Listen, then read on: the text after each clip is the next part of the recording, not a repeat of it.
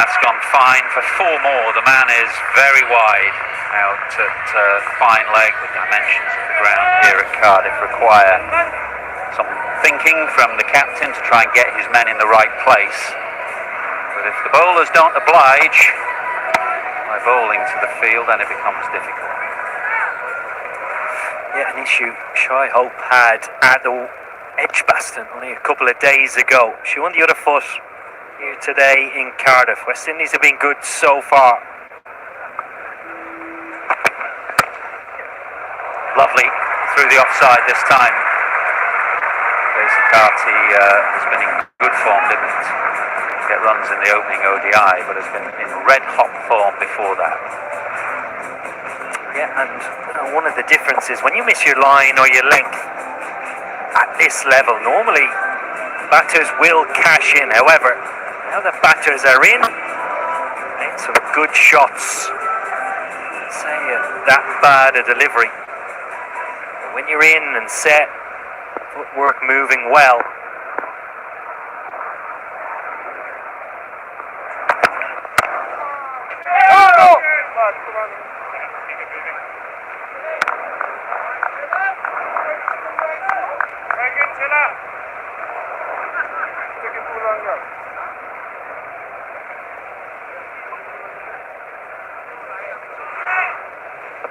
Chances have gone begging for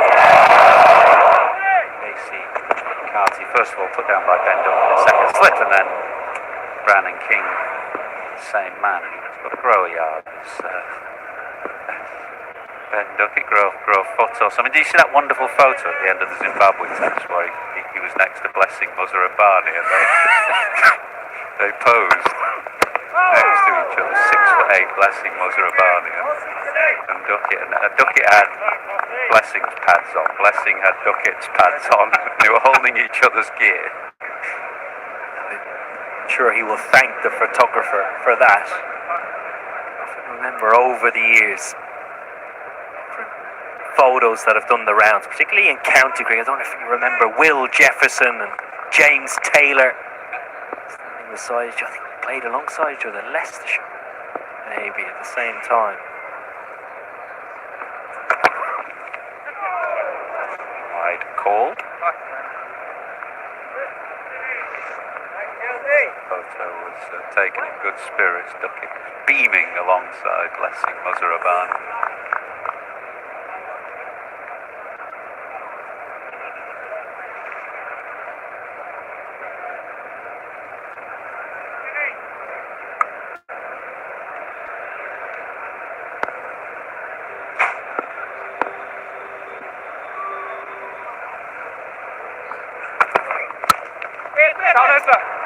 Firmly driven down the ground. It was Harry Brook who came quickly across to his right but couldn't make the stop. Yeah, it's another quality shot. Trying to overhit the ball. Sign of a good wicket and lack of movement now for the England opening bowlers. Scramble seen from Bryden Cars. West Indies off to another good start. You would say, if you were looking for positives out of their poor performance, the start they got, 50 for 2 or thereabouts. More runs. This is even better. Just a turn of the wrist, sending that very straight just past the stumps at the non-strikers end. The 50 is up for West Indies, 53 for 1 from 8. Just a apology. Bad language. You overheard that on the stump mic. West Indies have been good. Quality stuff. Just a touch too full. It's not where you want to be bowling at this particular ground. When it's full, it does slide on. But when you bowl hard into the wicket like Stuart Broad talked about earlier, you do get reward, particularly if you're a tall bowler.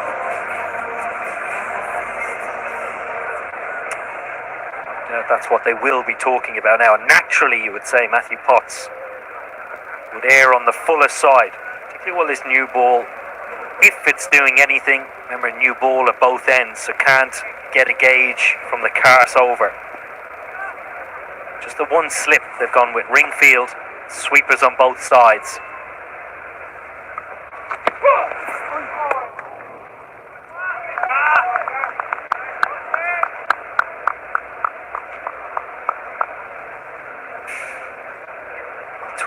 Just 25 deliveries, played some brilliant shots, but what's the length that he is taking on?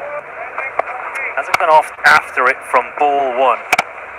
So he faced 15 or 20 so deliveries. Just to take on a little bit more risk. Trying to hit the bowler off that good length.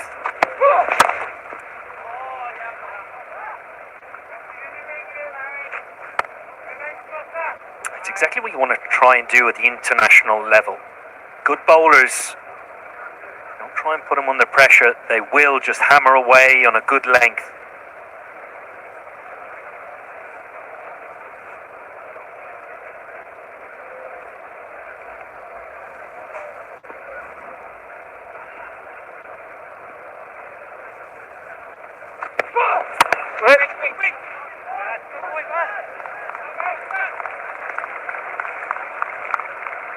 Some thought that Jamie Overton was missing this game with that broken finger, but the way he bowled the first ODI, that he'd try and take on a bit of the role that Liam Plunkett played for you in your very good side over the years. When you gave Plunkett that role, was that something that was in your mind's eye from the start, or did it just develop and you realised that, yeah, this guy can do this job in the middle overs? Yeah, I think it's a good question, and you hear me harp on a lot about role clarity, and particularly in your playing 11 or your squad, and communicating that to each and every player. So when you write down exactly what you're looking from 1 to 11, whether it's 6 batters, all-rounder, 5 out-and-out bowlers, or you're looking all-rounders as well, you have that absolute clarity. One, when you select one particular player, are they fulfilling the role that you want in that position?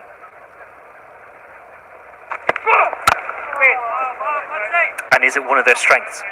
So Liam Plunkett, for instance, was always going to be a first change bowler, always going to bowl in the phase of the game. He might have to bowl one in the power play, but after that, predominantly, he would be used from phases 10 overs, so the second power play, 10 overs right through till the 40th over.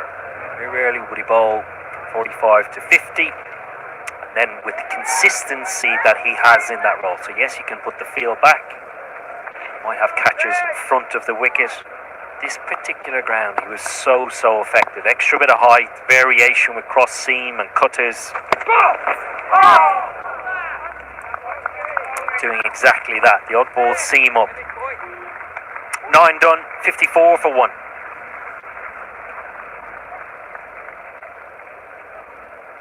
And it wouldn't just be Liam Plunkett that would have that role clarity.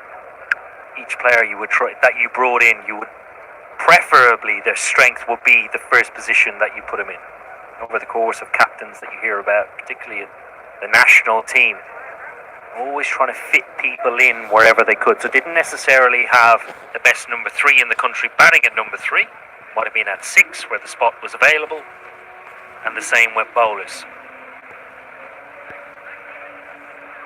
So Liam's strength would have been bowling in that middle phase of the game, having a little bit of protection, a couple of catches, just come in and bang away on a length. But the skill for Plunkett, you would say, his super strength was his accuracy, his control of that length. Never really felt as if you could get after him with a drive, and equally you could never really pull him off a length, which made him very effective. Always putting pressure on the batters, trying to force an error.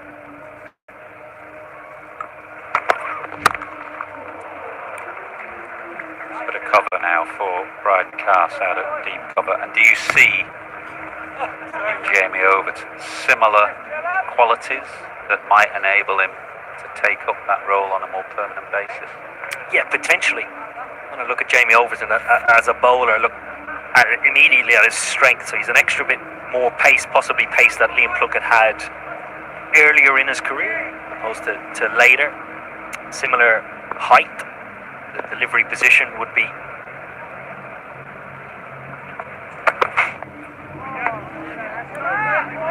Delivery release point would be in and around the same point. The bit I think he needs to continue to work on, which all bowlers do, is probably the level of accuracy in which targets the top of the stumps or just outside, off stump, how he controls his length. So the other day, and solely implement the bouncer employed to the West Indies, in which did a great job in doing so.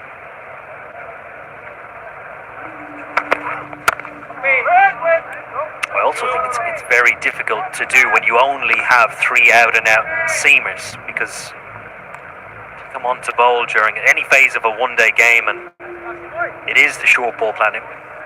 Bowlers seem to say it takes a huge amount out of them, particularly if you're doing it, say, 25 overs into a game. You have to come back for another spell, possibly at the end. So I think it's very difficult to do first change seamer with no other option to go back to following you. When you look at the balance of England's side today and at Edgbaston, I would say particularly at this ground, it wouldn't surprise me if they really did consider playing the extra seamer. And because of the short boundary, the river taff end limits how many overs a spin bowler can bowl that end. If somebody gets after them, if they bowl well, they can bowl there all day. But if somebody does get after them, it does limit the amount of overs you can bowl from that end.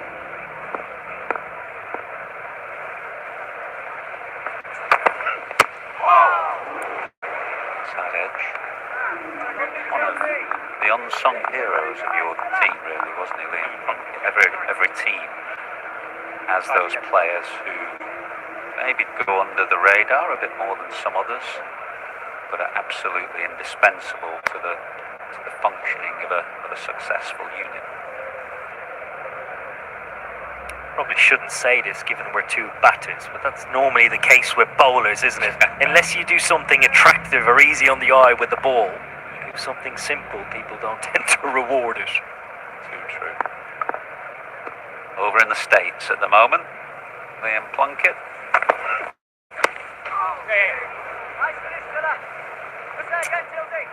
50 partnership, so a good one after that early wicket that fell. 56 for 1.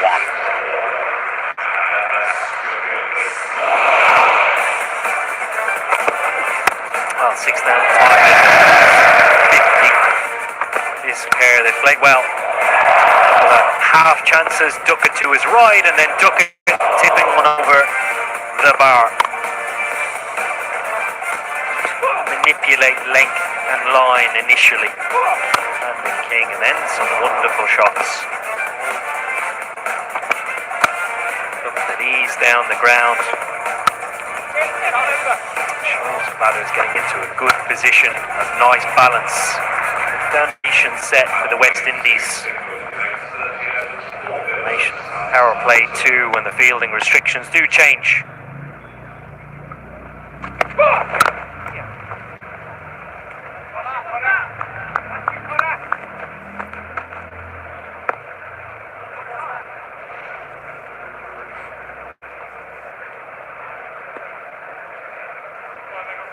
Just going back to Liam Plunkett, is the that team that obviously had that great day at Lord's 2019, do you keep in contact with these guys? I mean, sporting teams are a funny thing, aren't they? You go through so much together, and then you disperse. I mean, that was basically the end of Liam Plunkett's England career that day.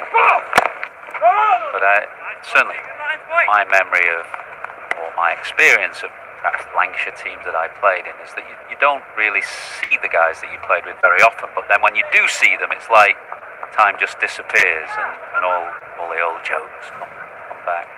Yeah, it's exactly the case with us. There's not been an instance where all 15 of the squad have been in the same room together. We're still actually trying to work on that. This summer, Liam Plunkett possibly is harder to tie down than most of the other players, just based on the fact